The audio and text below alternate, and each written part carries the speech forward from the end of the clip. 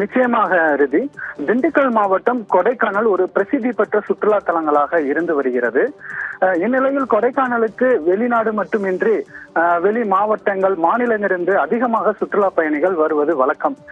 மேலும் மஞ்சும்போல் பாய்ஸ் குணா குகை சுற்றுலா தலங்களில் எடுக்கப்பட்டதன் பின்பு குணா குகையானது மிகவும் சுற்றுலா பயணிகளிடையே பிரசித்தி பெற்றது. சோ அதனால அந்த பகுதியில் வந்துட்டு சுற்றுலா பயணிகள் அதிகம் வருவது வழக்கமாக இருந்து வருகிறது. முக்கியமாக குணா குகை சுற்றுலா தலமானது சுற்றுலா பயணிகளுக்கு மிகவும் விருப்பமான ஒன்றாகவும் இருந்து வருகிறது.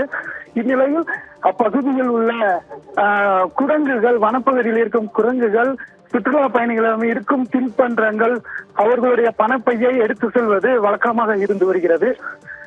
மேலும் இன்று காலை 11 மணி அளவில் சுற்றுலா பயணிகளிடம் இருந்து எடுக்கப்பட்ட அந்த பணப்பையில் 500 ரூபாய் நோட்டுகள் அதிகம் இருந்ததை மரத்திற்கு மேல் உச்சியில் நின்று ஒவ்வொரு நோட்டுகளாக பறக்க விட்டதை சுற்றுலா பயணிகள் வியந்து பார்த்தனர். அதே போல் பறிகொடுத்த சுற்றுலா பயணி மிகவும் ஒரு அச்சத்தில் இருந்தார்கள். வனத்துறையினர் அந்த குரங்குகளிடமிருந்து பணத்தை பெற்று சுற்றுலா பயணிகளிடம் கொடுத்தார்கள். இதனால் அப்பகுதியில் மிகவும் பரபரப்பு ஏற்பட்டது.